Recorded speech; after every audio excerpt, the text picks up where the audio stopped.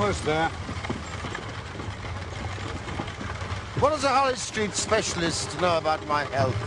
Listen, Holmes. Dr. Moore Agar insists you have a complete rest if you wish to avoid an absolute breakdown.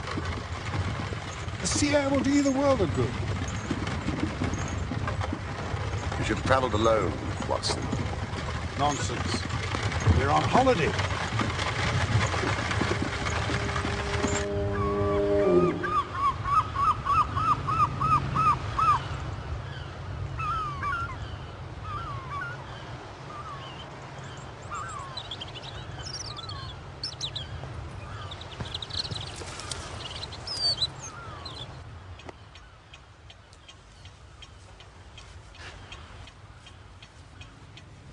Why, it's wonderful, Holmes, wonderful.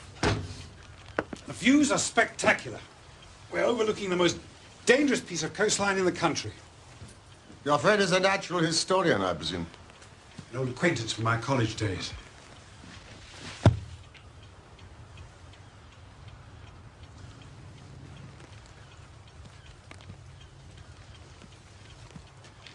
I'll see you for the luggage. Thank you.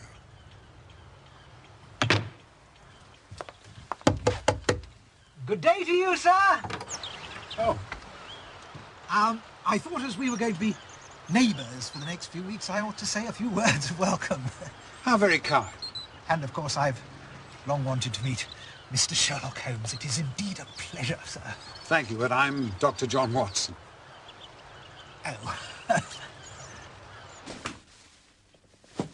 Come in.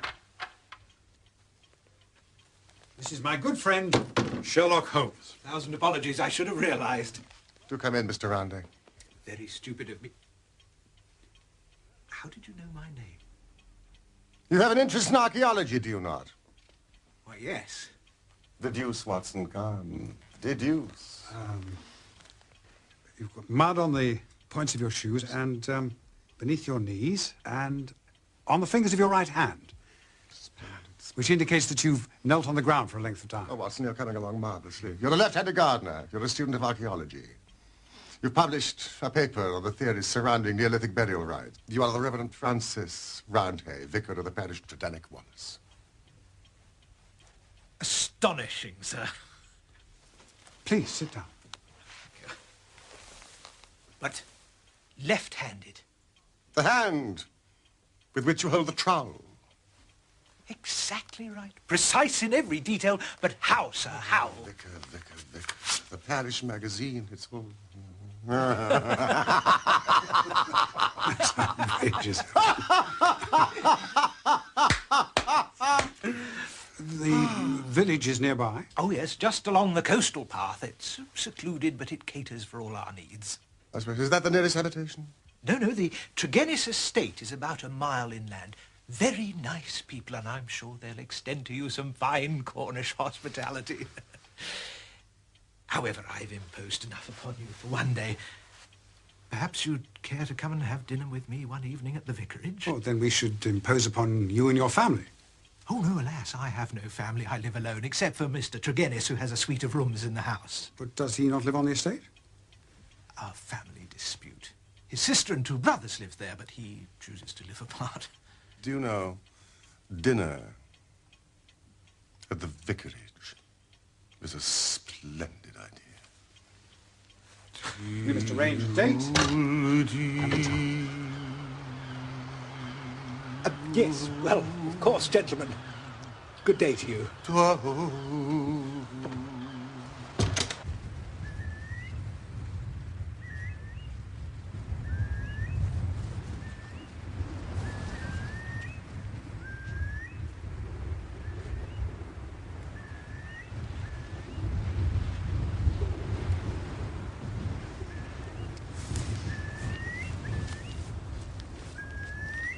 Good morning.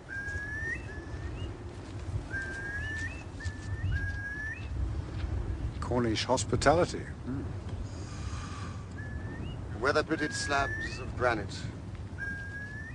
Ancient tombs. Scattered throughout the length and breadth of this peninsula. Like the sea.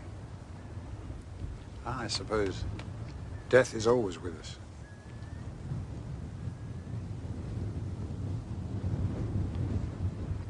quite so.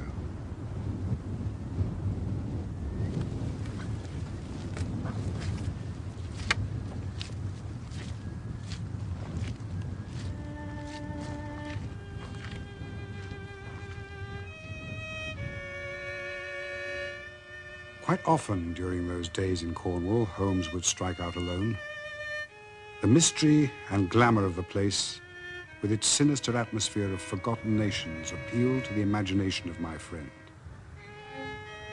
He spent much of his time in long walks and solitary meditation.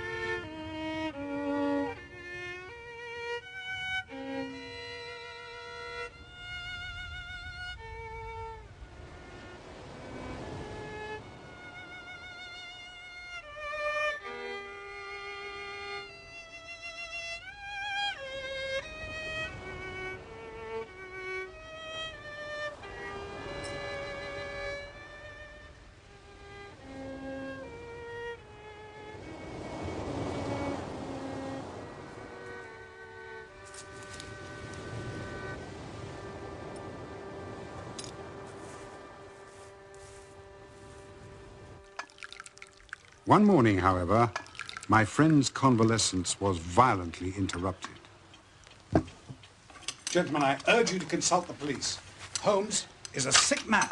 Yes, but getting better all the time, Watson. This is a matter of some emergency.